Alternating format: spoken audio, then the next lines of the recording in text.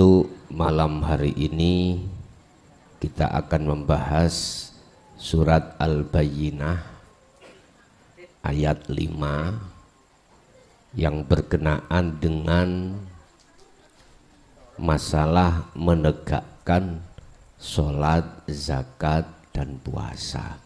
Nanti puasa itu di mata Allah betul-betul diterima, betul-betul menjadi satu nilai ibadah yang sempurna di sisinya. Wama umiru lan ora den perintah sira kabeh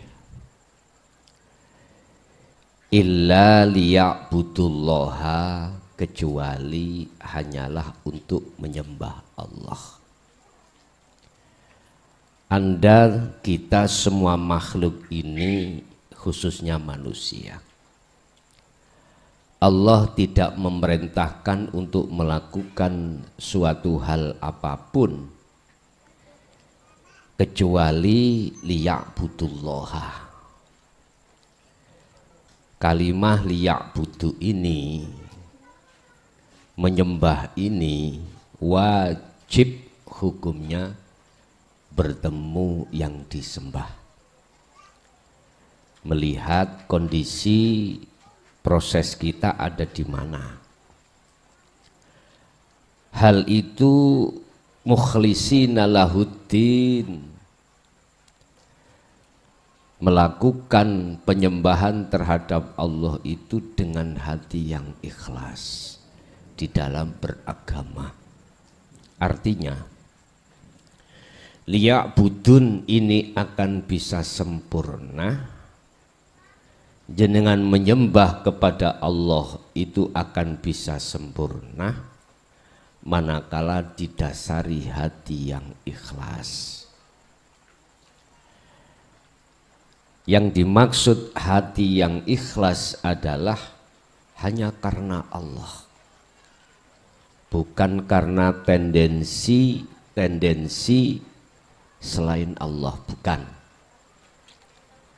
Di dalam kitab Hikam itu Syekh Ibnu Athaillah memberikan satu pernyataan terkait al-ubad. Al-ubad itu ahli ibadah. Ahli ibadah. Ini tergolong menjadi 3 golongan. Al-ubadu, siji golongan orang yang disebut beribadah, ahli ibadah.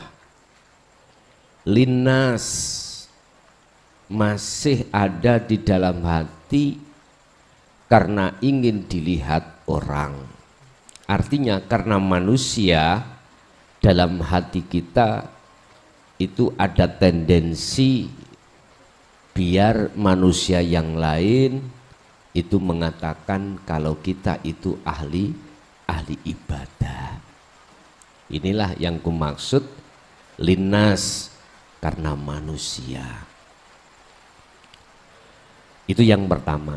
Ada kelas berikutnya adalah karena masih ada di dalam diri kita lifadlillah.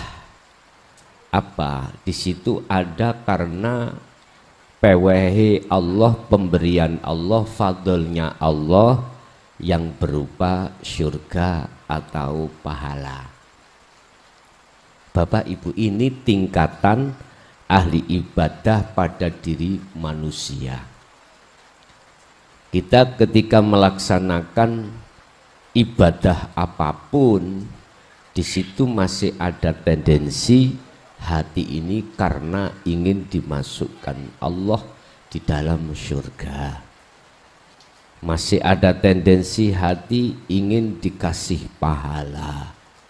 Bapak Ibu, ini kelas kita yang di kelompok nomor 2. Padahal manusia termasuk surga, termasuk pahala, itu ciptaan Allah yang disebut sebagai makhluk ini. Dan ini wajar bagi kita karena proses kelas kita dalam rangka liya'budullaha. Memang seperti itu Bapak Ibu. Ada kelas yang nomor 3 ini Pak Bu. Kelas di mana sudah tidak karena manusia atau karena makhluk, tidak, sekalipun dirinya makhluk, tidak. Apa yang disebut lillahi ta'ala, karena Allah Ta'ala.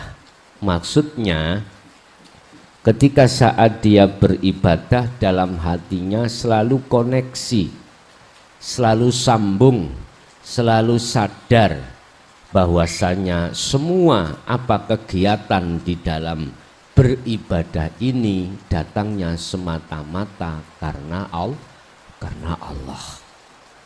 Ini Bapak Ibu. Sehingga ketika saat hujan diturunkan Allah, jenengan boten mengeluh, boten hati boten ada rasa khawatir, karena tidak memandang airnya, tidak memandang hujannya, tapi hati sampean koneksi, sambung terhadap alladzi asra bi abdihi. Karena hati jenengan memandang terhadap Allahnya sebagai yang memperjalankan dari makhluk ini. Dengan begitu Bapak Ibu, inilah ciri-ciri kekasih Allah, ciri-ciri lakunya walinya Allah itu seperti ini. La khaufun alaihim walahum yahzanun. Jadi hatinya sudah tidak mudah untuk gelisah, tidak mudah untuk susah, tidak mudah untuk khawatir, tidak mudah untuk takut. Itulah yang disebut ala inna auliya Allah. Ingat, sesungguhnya para kekasih Allah itu la khaufun alaihim walahum yahzanun. Karena apa? Karena para kekasih Allah itu sibuk, hatinya itu menyambungkan dirinya pada langsung pada Allah yang segala-galanya.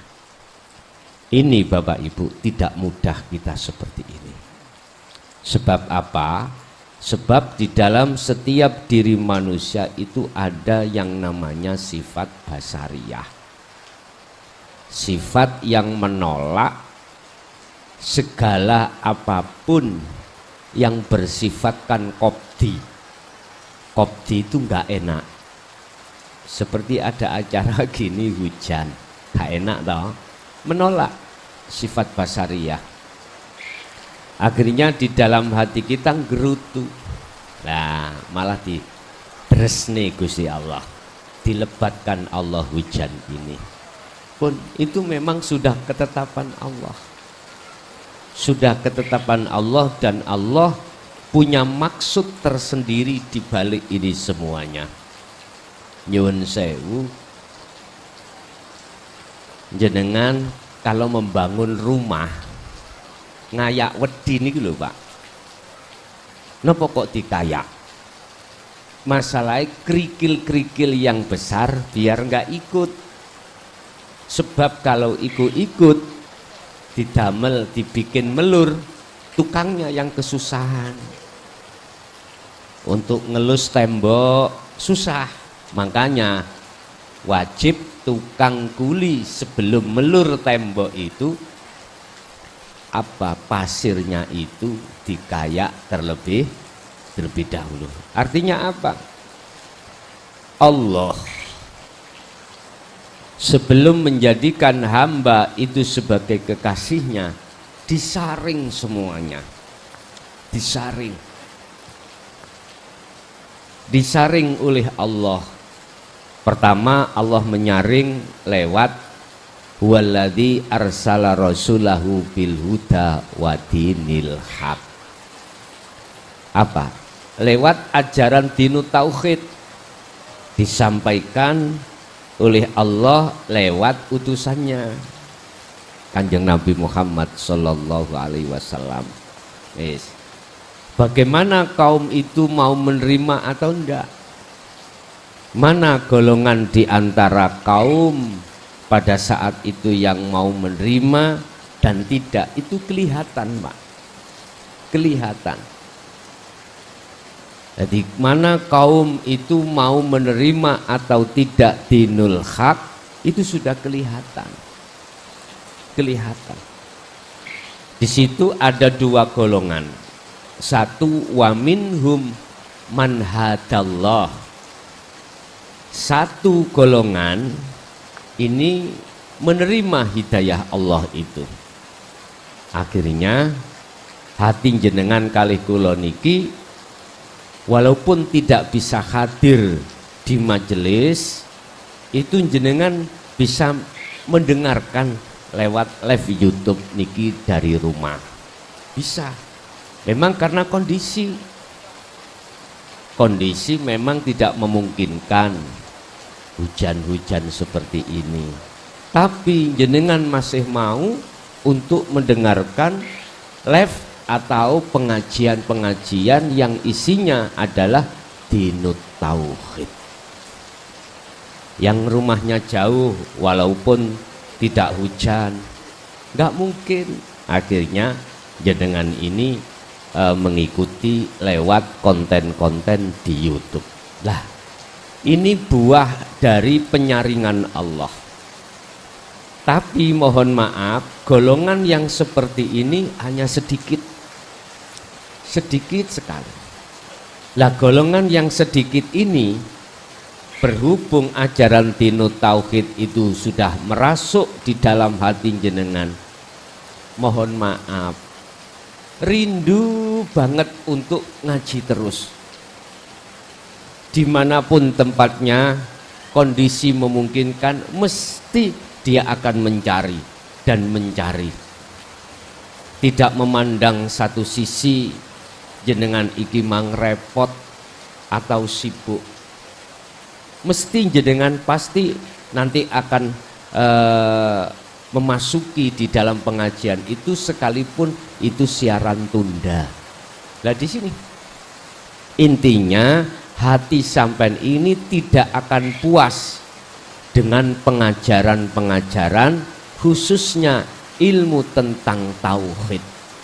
Itu pasti. Yes. Ini pertama.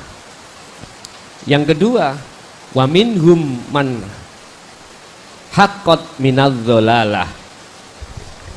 Satu kelompok lagi yang jumlahnya lebih besar ini mengabaikan dengan dinut tauhid. Ini pasti, Pak. Bahkan dianggapnya ajaran ini miturut orang-orang tersebut ajaran yang tidak benar. Bahkan seperti itu. Mengapa demikian? Hati mereka seperti itu karena wazuyyina linnasi hubbus syahawah.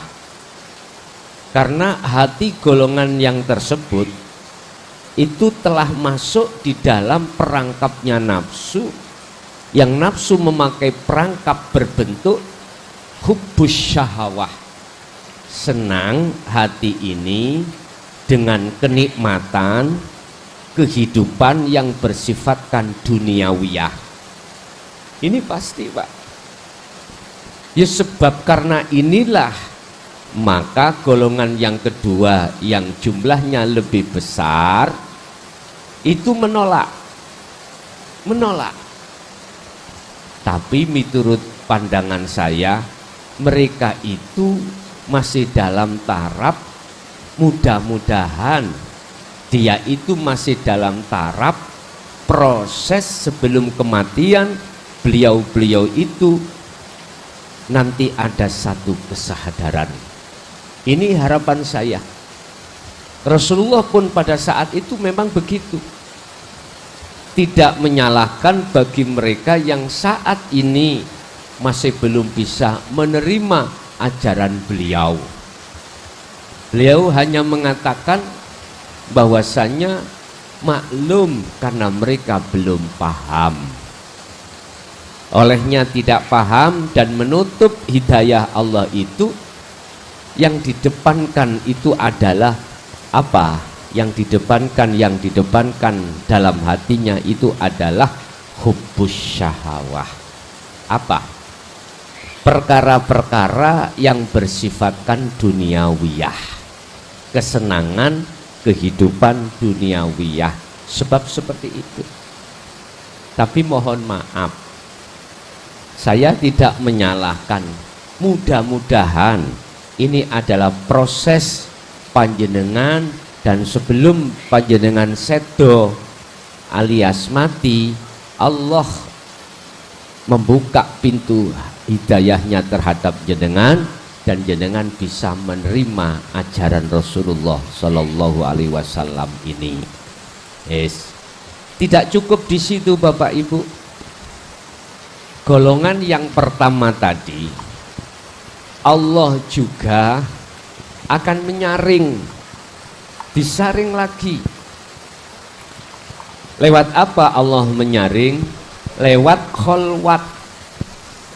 Lewat kita ini diperintahkan Allah wa amilus sholihah, bebersih diri dari perkara-perkara perbuatan yang bersifatkan syirik khafi. Ini sebab tujuan kholwat adalah di samping bertemu Allah, sebelumnya itu harus ada tindakan pensucian diri dari perkara-perkara yang bersifatkan syirik khafi. Makanya Allah katakan dalam satu ayat, wa man kana yarju liqa'a rabbih falyamal amalan sholihan. Barang siapa yang ingin bertemu Allah, bertemu Tuhannya, berarti bertemu Tuhannya ini untuk umum, sebab ayatnya adalah rabbihi. Barang siapa yang ingin bertemu terhadap Tuhannya, ya, baik ayat ini boleh untuk umat Islam dohirnya, boleh umat Nasrani dohirnya, umat Buddha, umat Hindu, dan umat-umat yang beragama apapun. Barang siapa yang ingin bertemu Tuhannya, umpama umat Islam berarti rabbihi, ai adalah ai Allah. Allah pertama harus falyamal amalan sholihan. Hati harus melakukan tindakan kholwat. Hati harus melakukan uzlah. Hati harus melakukan meditasi. Hati harus melakukan pertapa. Nah, maksud dan tujuan pertapa adalah membersihkan diri dari kesalahan-kesalahan rohaniah yang beriman selain daripada Tuhan dari aspek apapun. Dari aspek apapun. Itulah yang kami sebut pun kersani, mboten napa-napa. Mboten. Itulah yang kami maksud apa? Perbuatan syirik khafi yang mulai sejak kita akil balik, menginjak dewasa, hati kita beriman terhadap selain Allah. Contoh pada kondisi sekarang, koyok seperti air hujan itu penghalang, koyok sebagai apa namanya, penghalang terhadap acara pada malam hari ini, yaitu pengajian rutin, seakan-akan, sehingga kita merasa terganggu, seakan-akan. Tapi sesungguhnya ingatlah wahai saudaraku, Allah ada maksud tertentu bagi Allah. Mengapa harus didatangkan ujian yang namanya hujan yang sangat lebat? Kita harus pandai membaca.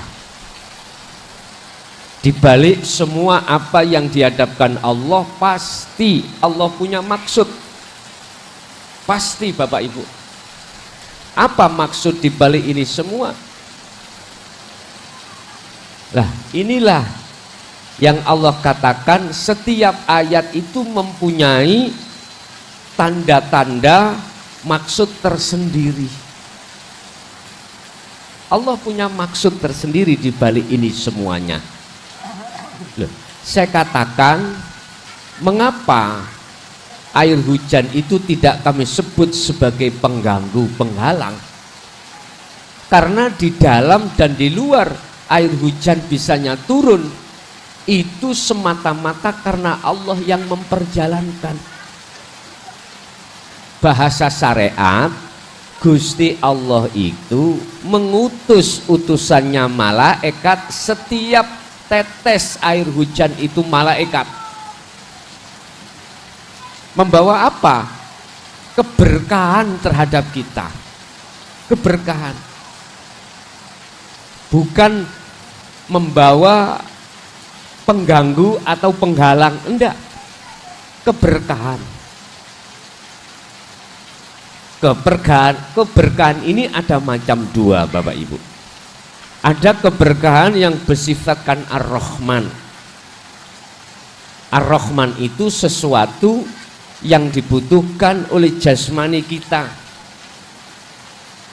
Jasmani kita. Yang kedua adalah keberkahan dari sisi Ar-Rahim. Ar-Rahim ini keberkahan yang langsung berhubungan dengan ruhaniyah kita. Buktinya, tanda kalau di dalam ini semuanya, hujan ini semuanya ada keberkahan rohaniyah Ar-Rahim, hati jenengan anteng, hati jenengan gak ada masalah walaupun kehujanan, walaupun terjadi apapun, hati jenengan anteng. Mengapa anteng? Karena hati sampean ini sibuk melihat Allahnya, boten sibuk melihat makhluknya yang Allah mentajalikan terhadap malaikat. Oleh karena yang dihadapi itu adalah makhluk, ada keterangan bahwasanya setiap tetes air hujan itu dikawal oleh malaikat sampai ke bumi. Berbahagialah panjenengan yang hatinya itu langsung connect terhadap Allah di saat air hujan ini. Lah, bukti keberkahan di dalam hati jenengan ini damai, boten mengeluh, boten gampang susah, boten gampang maido atas semua apa ketetapan Allah. Ini contoh kecil aja. Bahkan mohon maaf, masih banyak contoh-contoh yang lain dalam kehidupan kita ketika saat di dunia kita menghadapi perkara-perkara yang hampir mirip seperti air hujan. Entah itu ekonomi kita kurang bagus pada saat ini, atau mungkin pergaulan anak istri kita hubungan kurang baik saat ini. Ketahuilah bahwasanya berkah Rahim itu selalu menantimu manakala hatimu tetap memandang, melihat bahwasanya semua itu karena Allah. Bapak Ibu hadirin hunafa'a, tolong ketika hati menyembah, menghadap kepada Allah, hunafa, dengan sungguh-sungguh, dengan sungguh-sungguh. Miturut surat Al-Bayyinah ayat 5 ini, wa yuqimus sholata wa yu'tuz zakah, Anda akan mendapatkan keberkahan dari apa yang diberikan pada Allah, baik secara Rahman ataupun secara Rahim lebih-lebih, manakala kita wa yuqimus sholata wa yu'tuz zakata. Artinya apa? Menjaga nilai-nilai penyembahan sampean lewat sholat. Jadi sholat yang dimaksud secara syariat ada 5 waktu itu dijaga semata-mata untuk dijadikan sebagai media pertemuan panjenengan terhadap Allah. Dan ini bisa terjadi dengan baik manakala jenengan ini mengerti bagaimana caranya menyembah dengan benar. Menyembah dengan benar itu tadi kita kembali golongan yang ketiga adalah lillahi ta'ala. Hanya karena semata-mata Allahnya, berarti jenengan harus tahu sistem bagaimana caranya melaksanakan dzikir sirul asror. Sebab hanya lewat dzikir rasa inilah sholat jenengan ini akan bermutu dan berbobot di mata Allah. Dan inilah yang dimaksud illa liya'budullaha. Bapak Ibu, jikalau as-sholah saya luaskan, itu tidak terjadi penyembahan bertemu terhadap Allah itu di dalam aktivitas lahiriah sholat 5 waktu saja. Bisa terjadi saat hujan ini, Anda diam, hati bersirul asror untuk bertemu Allah. Nah, inilah yang dimaksud termasuk salah satu as-sholah wa aqimus sholah, menjaga, wa atuz zakah, menjaga juga masalah zakat. Bahasa syariat zakat itu apapun yang kita terima dari Allah yang bersifatkan ar-Rahman, apakah itu hasil kerja kita yang berbagai macam coraknya, di situ ada hak milik 8 golongan, bukan milik kita.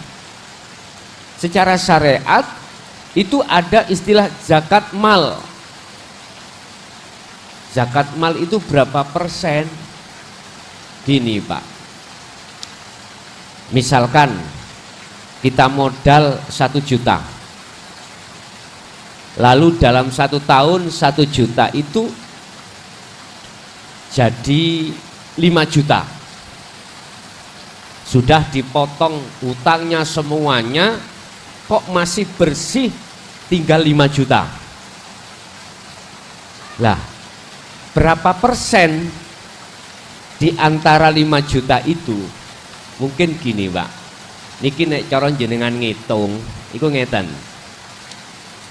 Kita dulu itu pernah menemukan uang 25 ripis, ada 1000 ripis, langan ya, 1000. Jadi 1000 rupiah itu dikeluarkan 5 ripis. Piro? Ya 5 ripis, kan ada 5 ripis dulu itu. Niku paling makolah yang paling rendah. Tapi ada yang mengatakan 25 ripis. Terserah jenengan derek pundi. 1000 dipotong, 1000 rupiah dipotong 5 ripis. Dan atau selawi ripis, tergantung jenengan. Ini kan dalam bahasa syariat. Tapi dalam bahasa hakikat yang dimaksud zakat, ini ada kaitannya dengan ilat. Ilat itu penyakit. Jikalau penyakit tidak dipisahkan dari tubuh, maka penyakit ini tidak lepas kunjung sembuh, tidak. Maka penyakit ini bertambah. Fi qulubihim maradum fazadahumullahu marado. Ada istilah penyakitnya hati. Ini kudu kita lepaskan. Cara untuk melepaskan penyakit ini Bapak Ibu, jenengan harus selalu berzikir sirul asror. Ini cara melepaskan. Memang di situ dokter jenengan itu spesial, yaitu Allah yang melepaskan. Cuman prosesnya jenengan diwajibkan untuk selalu dan selalu menjaga zikirnya. Faqadistamsaka bil urwatil wuthqa lam fisomalaha. Jaga, pegang teguh tali Allah yang disebut adzikru bisiril asror ini di setiap saat dan waktu. Inilah cara berzakat. Cara berzakat, mengeluarkan sama secara syariat. Lah, terus bagaimana caranya kita berzakat secara syariat juga secara hakikat? Kita temukan, biar sinkron kita temukan.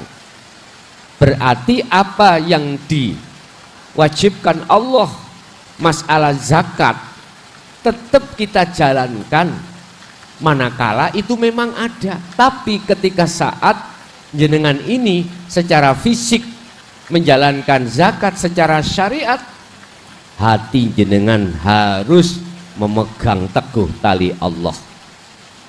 Kalau itu sudah sampai pegang, maka jenengan tidak akan pernah beriman bahwasanya yang mengeluarkan zakat itu adalah kita sebagai makhluk, tetapi dalam hati jenengan yakin yang mengeluarkan itu adalah Allah. Ini caranya zakat, keseimbangan antara hukum syariat dan hakikat. Dan ini bisa Anda jadikan sebagai wasilah, sebagai media Anda untuk bisa bertemu Allah di situ. Aqimus shalah wa atuz zakah, dzalika dinul qayyimah. Ditegaskan di belakang ayat, jikalau kau melakukan tentang keadaan atau aturan yang seperti ini, inilah dinul qayyimah, jalan yang benar, jalan yang lurus, jalan di mana pertemuan antara si hamba dengan Allah Subhanahu wa ta'ala. Tentunya tidak hanya secara syariat, tetapi juga secara hakikat. Ya ikhwan, saudaraku muslim khususnya, tolong sekali lagi, walaupun lewat media yang sangat sederhana ini, dimanapun Anda berada, lekaslah Anda yang sudah bersyariat, teguh di dalam hukum syariat, naiklah Anda untuk ke hukum hakikat. Naik artinya laksanakan juga ibadah-ibadah secara ruhaniyah. Jangan hanya melakukan ibadah-ibadah yang berbangsa jasmania saja, jangan.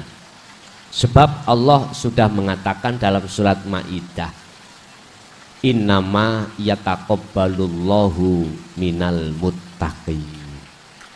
Ibadah apapun Bapak Ibu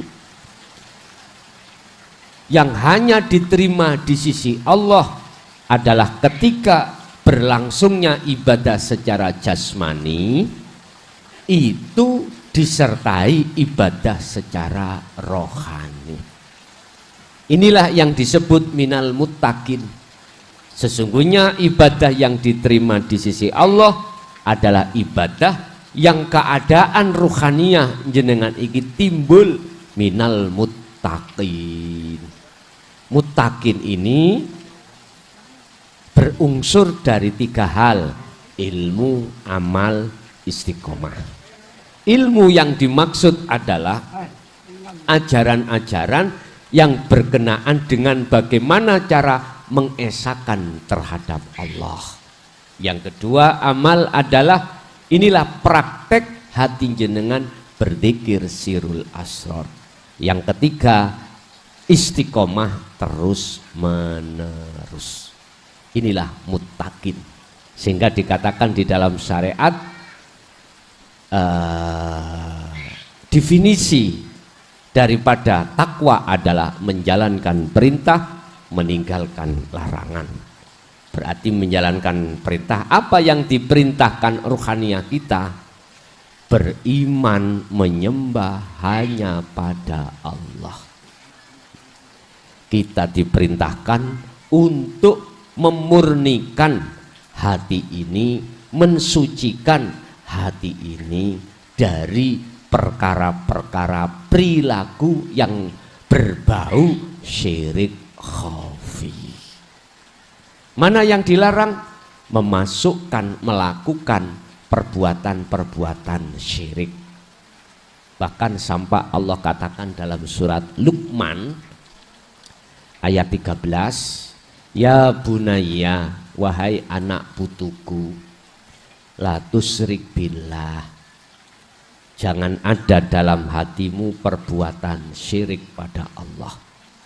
Lah perbuatan syirik ini adalah perbuatan yang mengadakan Tuhan selainnya. Artinya iman kita pada selainnya, yaitu makhluk, bisa memberikan manfaat, bisa mendatangkan mudarat. Kalau hati kita beriman terhadap makhluk tersebut, tidak terhadap Allahnya, maka inilah yang kami sebut sebagai syirik khafi. Bersihkan itu. Wala tusyrik billahi syai'an, dan janganlah di dalam hatimu itu menyekutukan Allah. Ya bunayya la tusyrik billah, sebab inna syirka la zulmun azim. Sebab karena syirik inilah Bapak Ibu yang menjadikan hati kita gelap. Gelap maksudnya terhadap Allah. Gelap maksudnya iman kita itu tidak ada koneksi, semua apa yang terjadi itu yang berperan Allah, tidak ada. Inilah yang menggelapkan. Akibatnya hati kita selalu khawatir, selalu takut, selalu gelisah. Sekarang kita tidak berbicara orang yang miskin, enggak. Sekalipun kita kaya, sekalipun kita punya jabatan yang tinggi, jabatan yang fantastis, entah itu menjadi Kapolres, Kapolda, Panglima, bahkan menteri, menjadi bupati, menjadi pejabat, gubernur, bahkan presiden. Pasti hatinya itu ada tiga hal: takut, rasa khawatir, rasa gelisah. Itu pasti. Takut kehilangan. Yang kaya takut kehilangan kekayaannya. Yang punya jabatan takut kehilangan jabatannya. Yang punya kehormatan takut nama baiknya. Apalagi mereka pasti akan selalu khawatir dan gelisah. Kehilangan itu semuanya, padahal disadari atau tidak, percaya atau tidak, semua itu kehormatan, semua itu akan ditinggalkan. Pasti kita akan tinggalkan itu. Makanya sadar atau tidak sadar, beriman atau tidak, semua pasti kita akan tinggalkan. Ini adalah kemuliaan yang tidak abadi, kehormatan yang semu. Mengapa kita itu kok yang mementingkan hal ini, sementara kita melalaikan kehormatan yang abadi? Bukan perkaranya kita tidak boleh meraih kehormatan yang bersifatkan semunda. Jadikanlah kehormatan yang semu menjadi kehormatan yang abadi. Bagaimana caranya, Pak? Kehormatan yang abadi adalah inna akramakum indallahi atqakum. Itulah pangkat takwa, pangkat makrifat kepada Allah. Inilah kehormatan yang abadi, dan ini yang disebut sebagai wal akhiratu khairu wa abqa, yang kekal. Piye caranya? Ya ketika kita diberikan Allah kehormatan yang bersifatkan semu ini, hati kita harus lepas. Tidak yakin, tidak merasa bahwasanya kita yang memiliki. Lepaskan keakuan kita dengan cara berzikir tadi. Jikalau panjenengan betul-betul mau untuk melepaskan keakuan kita sebagai makhluk yang memiliki, pasti yang namanya 3 sifat tadi yang ditebarkan oleh nafsu. Apa? Rasa takut, rasa gelisah, rasa khawatir, lama-kelamaan akan sirna di dalam hati sampeyan, dan jenengan kembali kepada Allah secara fisik, secara syariat dengan keadaan husnul khotimah. Pasti nggak ada yang menggandoli, yang membebani jenengan, nggak ada, karena kita sudah tidak merasa memiliki. Lihat contoh terhadap tukang parkir, Pak. Ketika saat mobil sepeda diambil yang memiliki, hati terasa plong, tidak ada beban. Karena apa? Karena itu kita tidak merasa memiliki. Itulah tukang parkir.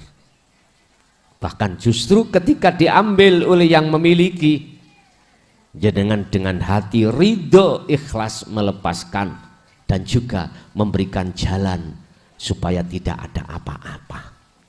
Itu tukang parkir. Bapak Ibu hadirin jamaah rahimakumullah. Persoalan-persoalan apapun yang dihadapkan Allah terhadap kita sebagai hambanya, kembalilah sistem seperti surat Al-Bayyinah ayat 5 tadi. Jaga nilai-nilai ibadah secara ruhaniyah di saat-saat kita itu menjalankan ibadah secara jasmaniyah. Wa aqimus shalah wa atuz zakah. Ini Pak, bahkan dalam ayat lain warka'u ma'ar roki'in. Warka'u, rukuklah kau, tundukkanlah kau, ma'ar roki'in, beserta orang-orang yang tunduk pada Allah. Maksudnya kita harus tetap bersilaturahim, tetap berhablu minan nas terhadap khusus golongan-golongan yang hatinya itu tunduk terhadap hukum-hukum Allah secara ruhaniyah. Hukum-hukum Allah secara ruhaniyah cuman satu, anibudullaha wastanibut tauhid. Mengarahkan terus hati ini di setiap saat dan waktu, kondisi apapun, hanya Allah iman kita, tidak ada yang lain. Wastanibut tauhid, dan berupaya mencegah bila mana ada nafsu yang masuk di dalam diri kita lewat keadaan supaya kita beriman pada makhluk. Kita tolak. Lah nafsu masuk itu lewat jin dan manusia. Alladzi yuwaswisu fi sudurin nas minal jinnati wan nas.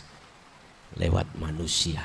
Bentuknya lewat manusia adalah kita diseret dengan kaidah-kaidah yang isi dan inti kaidah itu menyeretmu supaya beriman terhadap makhluk. Begitu juga dengan jin. Inilah yang kumaksud bisikan-bisikan dalam hatimu yang bersifatkan mengarahkan, menyeret untuk beriman terhadap selain Allah. Apapun bentuknya di situ. Bapak Ibu hadirin jamaah rahimakumullah, kesimpulan surat Bayyinah Al-Bayyinah ayat 5 adalah kondisi apapun jenengan, kondisi apapun, tolong letakkan hati Anda selalu memegang sirul asrar. Sebab dengan memegang sirul asrar itulah hati jenengan akan bisa koneksi, sambung langsung terhadap Allah, sehingga imannya Anda hanya pada Allah. Ini apapun kondisi, kalau itu sampai pegang, maka hati jenengan pasti damai, jenjem, tidak mudah hati ini khawatir, gelisah, bahkan rasa takut. Oke, itulah Bapak Ibu apa yang bisa kami sampaikan.